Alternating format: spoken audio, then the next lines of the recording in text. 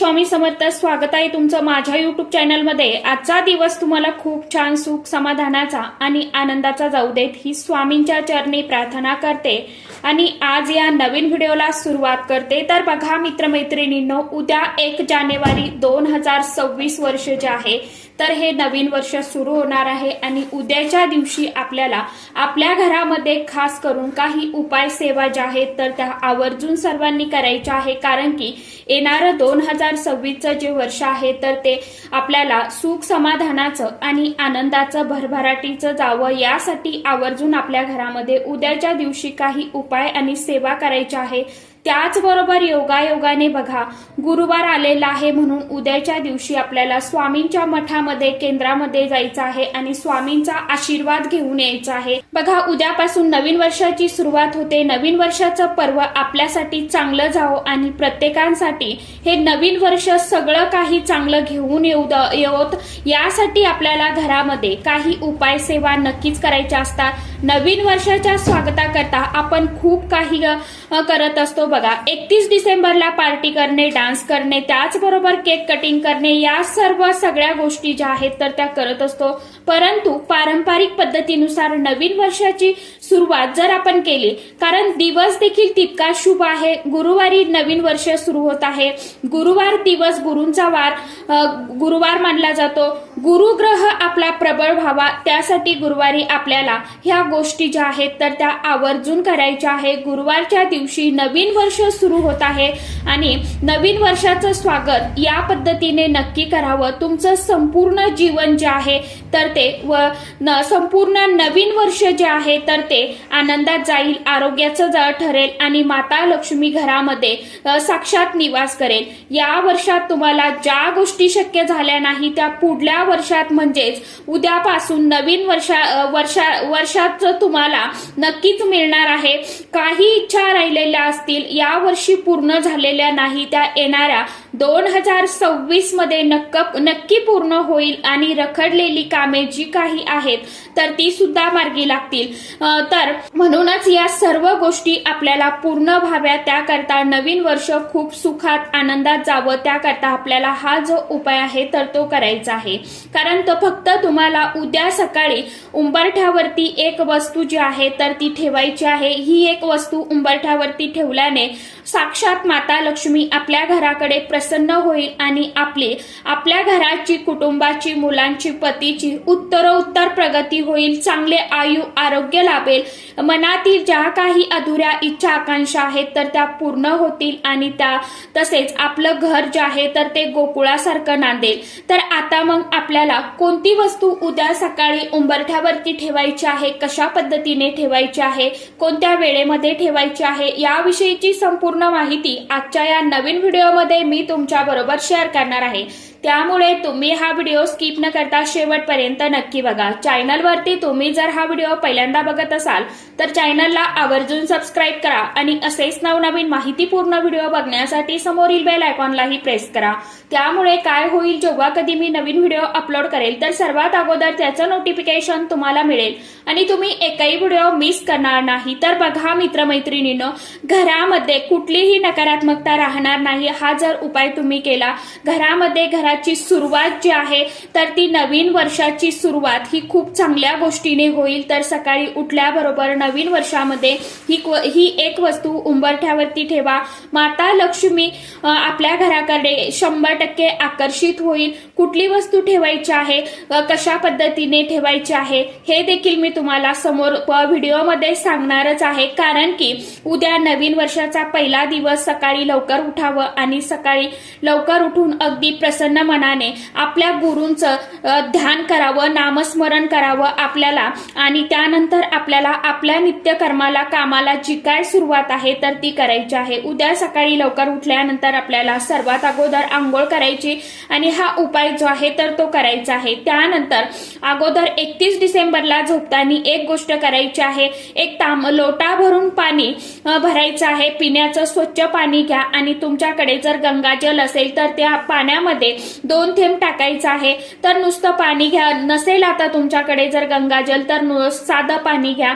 भांडं तुम्ही स्टीलचं भांडं घेऊ शकता किंवा मग तांब्याचं पितळाचा लोटा घेऊ शकता आणि हे तुम्हाला भरून जे आहे तर ते किचन मध्ये गॅस व ओट्यावरती ठेवून द्यायचं आहे. त्यानंतर सकाळी उठल्याबरोबर ते पाणी घ्यायचं आणि आपल्याला जसं तुम्ही दार उघडताना तसंच तुम्हाला ते लोटा उचलायचा हातामध्ये आणि आपलं जे मुख्य मेन दरवाजा आहे, उंबरठा आहे, तर त्या तिथे तुम्हाला हे पाणी शिंपडून द्यायचं आहे. असं का करावं? कारण रात्रभर अनेक नकारात्मक गोष्टी त्या ठिकाणी असतात आणि ज्या वेळेस आपण दार उघडतो त्यावेळी त्या गोष्टी ज्या आहेत तर त्या आपल्या घरामध्ये प्रवेश करत असतात आणि म्हणून नकारात्मकता आपल्या घरामध्ये वाढत जातात.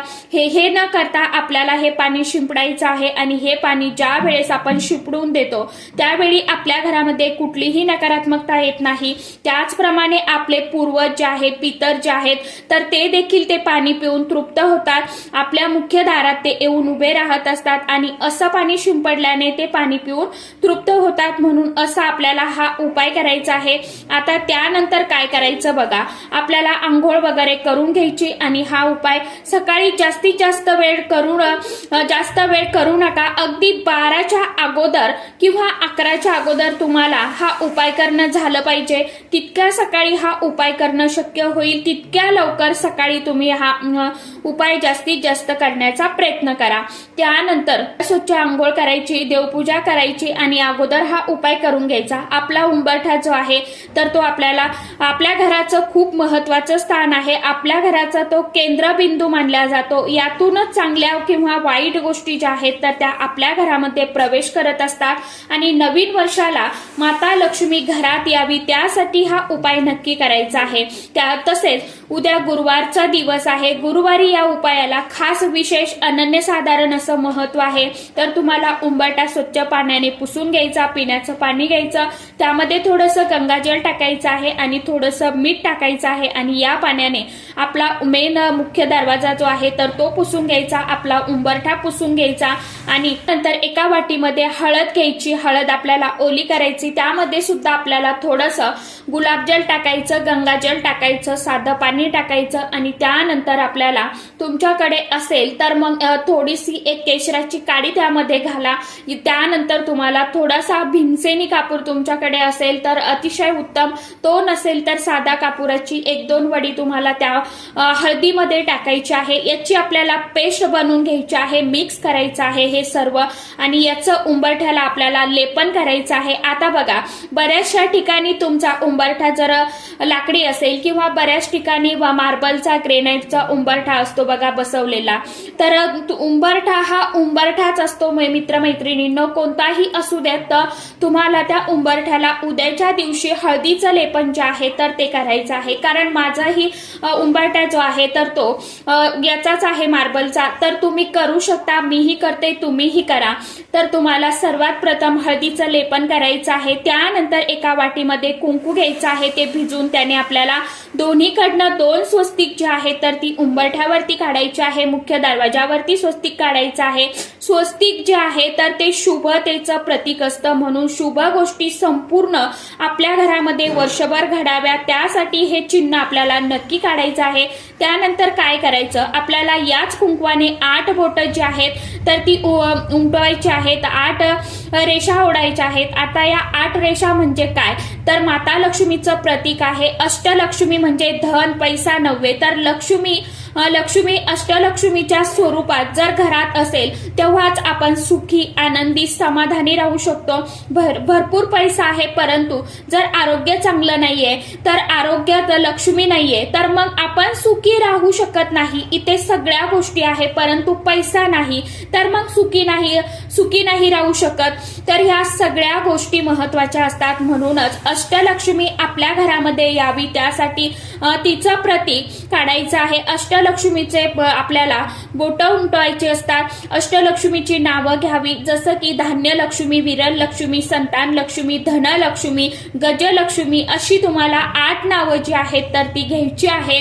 आणि त्यानंतर अशा 8 रेषा तुम्हाला उमटवायच्या आहेत। त्यानंतर काय करायचं, एक प्लेट घ्यायची, त्यामध्ये देखील एक स्वस्तिक काढायचं आहे। मुठभर हरभऱ्याची डाळ घ्यायची आहे।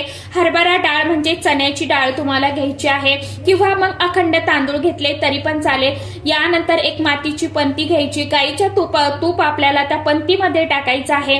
आणि 2 लांब वाती ज्या आहेत तर त्या तुम्हाला त्या दिव्यामध्ये घालायच्या आहे।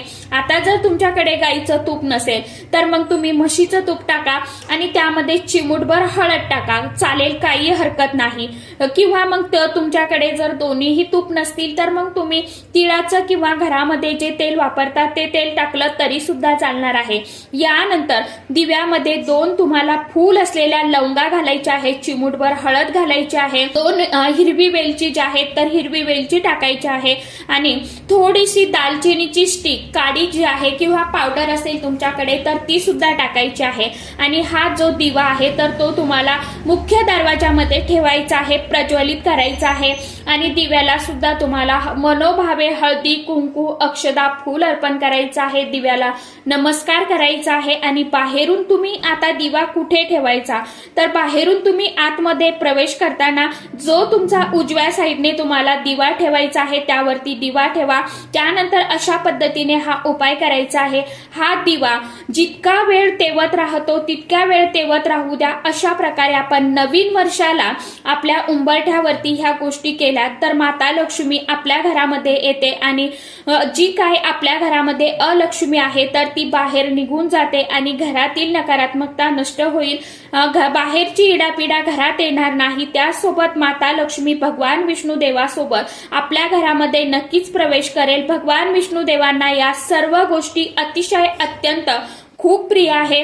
आणि आपण ज्यावेळी उपाय करतो ना त्यावेळी आपल्या कुंडलीतला घरातल्या प्रत्येकाच्या कुंडलीतला शुक्र ग्रह हा प्रबळ होतो, गुरु ग्रह हा प्रबळ होतो। अर्थातच आपला ज्यावेळी गुरु ग्रह आणि शुक्र ग्रह जेव्हा प्रबळ असतो तेव्हाच खरी आपल्या आयुष्यामध्ये प्रगती व्हायला सुरुवात होते।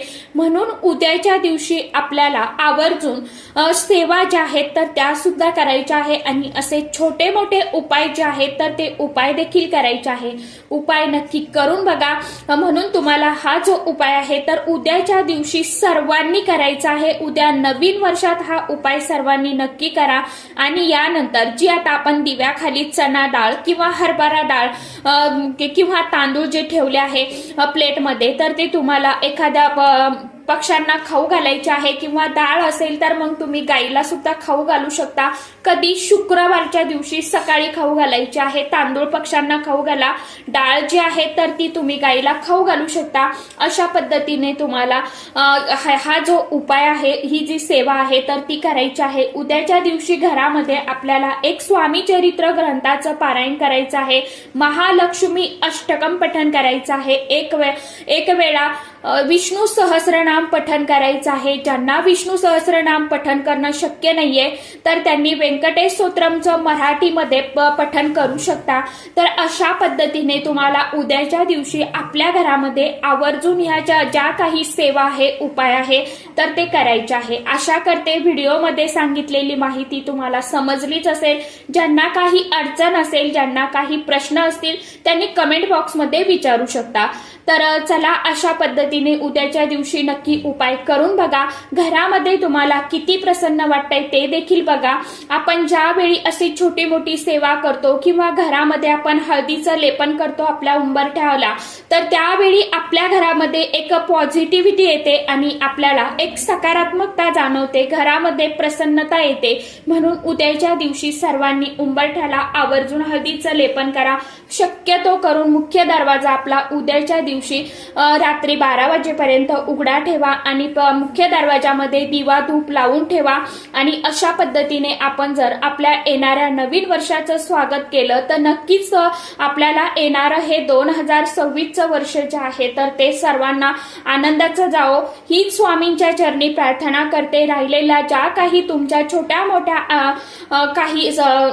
मोठ्या तुमच्या इच्छा असतील तर त्या सुद्धा येणाऱ्या ह्या नवीन वर्षामध्ये स्वामी महाराज नक्कीच पूर्ण करो।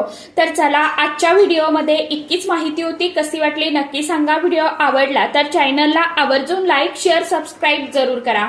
परत भेटूया नवीन माहिती सोबत नवीन व्हिडिओसोबत, तोपर्यंत सर्व माझ्या युट्यूब परिवाराला श्री स्वामी समर्थ।